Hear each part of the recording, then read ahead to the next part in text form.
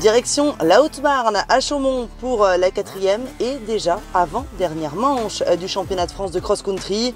L'an dernier, ville hôte de l'ouverture du France d'Enduro, c'est vers une discipline moins lourde à porter que le club de Francis Fels s'est tourné. Avec un circuit fermé, reprenant les anciennes spéciales de l'Enduro, le motoclub propose une épreuve qui sera rapide, boisée et très chaude au vu des températures frôlant les 30 degrés. Cette année, on voulait refaire un événement national, mais avec un peu moins de poids sur les épaules. Alors le tour complet fait à peu près 8 km. Je pense que les meilleurs feront ça dans les 11, 30, 12 minutes. Je pense que le parcours est à peu près 75% de bois, 25% de la prairie qu'on voit autour de nous.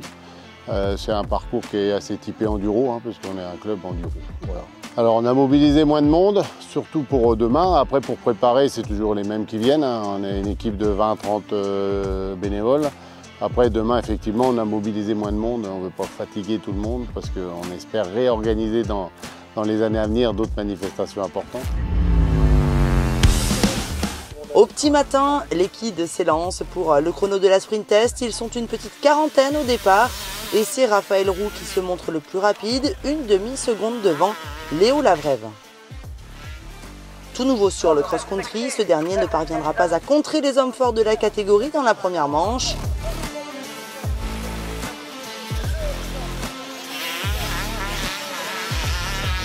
Si, à l'avant, Raphaël Roux a longtemps emmené dans sa roue Thomas Poux, c'est bien le leader du championnat de France 125 qui va s'imposer devant Poux. Revenu de blessure, Paul Rebuffy complète le podium après s'être débarrassé d'Andrea Monnier qui le tenait en première partie de course.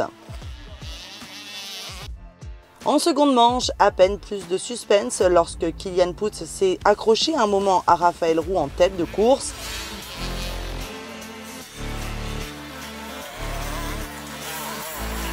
Mais le rookie n'a pas tenu la distance et a terminé 3e.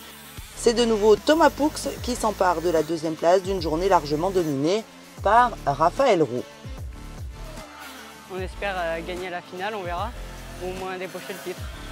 Je voudrais bien dédier la victoire à Philippe Charlet qui s'est lourdement blessé à la jambe en moto de route.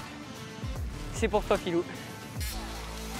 Chez les tout petits, moins de 13 ans, Elliot Laborie s'impose à l'issue d'une belle bagarre sur les 2 manches avec Esteban Robin. Rangzin complète le podium.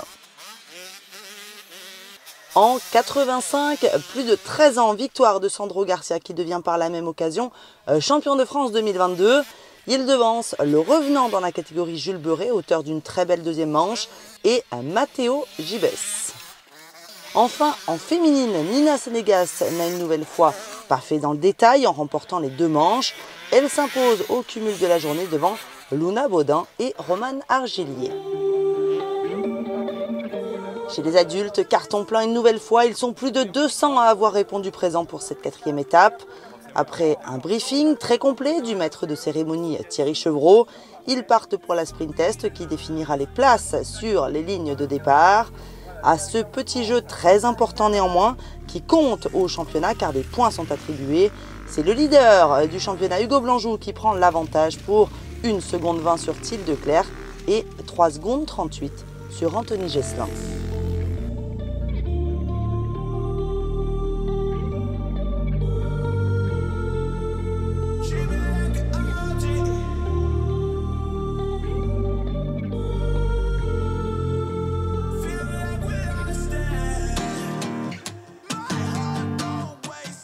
Au départ, Hugo Blanjou prend les commandes de la course et emmène dans sa roue Thiel Declercq, suit Antoine Alix, Anthony Gesselin et Max Vial.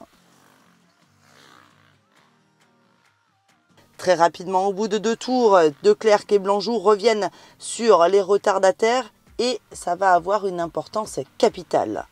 Blanjou, qui ouvre, doit se frayer un chemin, emmenant avec lui Declercq. Mais avec les ralentissements que cela occasionne, Gesselin et Vial reviennent même au contact, alors qu'Antoine Alix, victime d'une grosse chute où il se fait mal aux côtes, doit abandonner au 4e tour.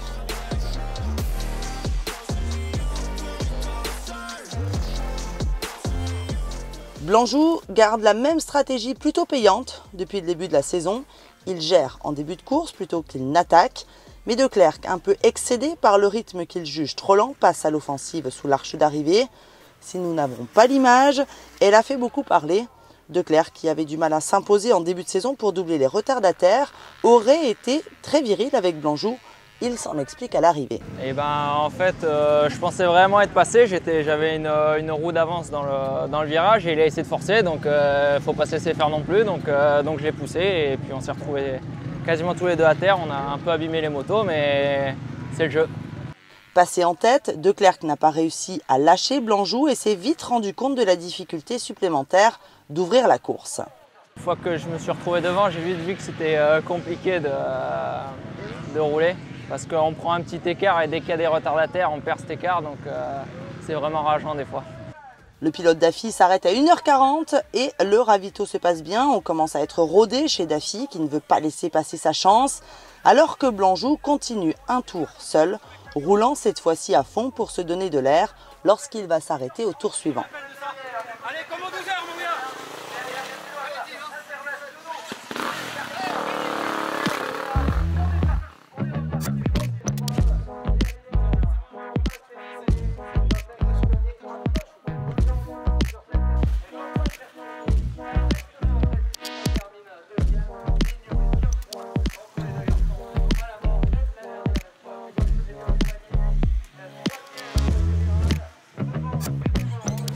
Et ça passe, Blanjou ressort en tête avec déjà une petite avance et pointe avec 45 secondes d'avance sur Till De Clercq à la fin de ce tour de reprise.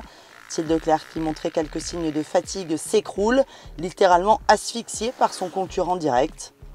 Pointant avec plus de 2 minutes 25 d'avance à 30 minutes de l'arrivée, Blanjou se permet même de manger à son second passage dans les stands. Plus costaud, plus expérimenté, il va rejoindre la ligne d'arrivée avec plus de 3 minutes 30 d'avance, remplissant un contrat de 4 victoires en 4 courses cette saison.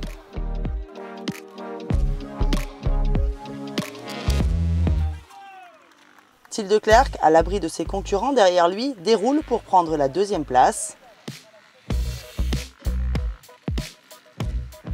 Il doit être un peu plus à l'aise en début de course, à rouler vraiment facile, et nous on doit être un petit peu à cravacher derrière avec les plus petites motos, donc après on le paye en fin de course.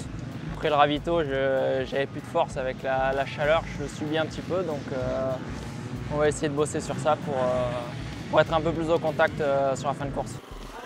Un bon premier tour, je pars en tête. Je creuse un tout petit peu l'écart et puis à partir du deuxième tour, des crises de mal au ventre et ça a duré, ça ne m'a pas lâché jusqu'à la fin. Au moindre petit effort, ça me faisait mal, donc je me suis battu contre moi-même pour continuer, garder le rythme. Et puis je suis content parce que c'est ce que j'ai réussi à faire, c'est rester constant. Je ne pense pas que mon rythme était exceptionnel sur cette course, mais voilà, la constance, ça fait le travail. Derrière ces deux hommes, on s'est bien battu entre Gesselin et Vial durant la majeure partie de course. Mais c'est finalement le pilote atomique Husqvarna qui s'est emparé de la 3e place. Mathieu Devez, venu faire une pige en Haute-Marne, complète le top 5. Il précède au classement le vainqueur de la catégorie junior, qui n'est autre que Thomas Zoldos. Le champion de France en titre s'impose devant Florian Baratange et Louis Badal. C'est le pilote de la Sherco Academy, Alex Pichot, qui remporte le classement national. Il termine 7e au scratch. Gaëtan Deregard termine 2e. Et la 3e place du scratch national est pour celui qui s'impose également en catégorie espoir, le pilote d'Issoire, Jules Ray. Chez les féminines, peu de suspense cette fois, puisque Morissette Brisbard a mené la course de bout en bout et relègue Elsa Galland à plus de 3 minutes. Céline Braz, 3e, signe son premier podium de la saison. En vétéran, belle performance de Jérôme Tache qui s'impose et termine 12e du scratch. Alban Cantel est lui 2e de la catégorie et signe un top 14, toutes catégories confondues. Johan Rosselet complète le podium des vétérans. Enfin, un petit mot sur la catégorie jeune qui n'existe que sur le cross-country. Mais ses performances depuis le début de la saison sont à souligner. David Guillaume Auched, ex-champion de France mini-vert, a une nouvelle fois bousculé la hiérarchie. Lorsqu'il s'arrête à 2 heures de course, il pointe au 6e rang scratch au milieu de ses aînés. Il est actuellement deuxième du championnat derrière Ruben Vessade, car il était absent à Essois sur la 3e manche.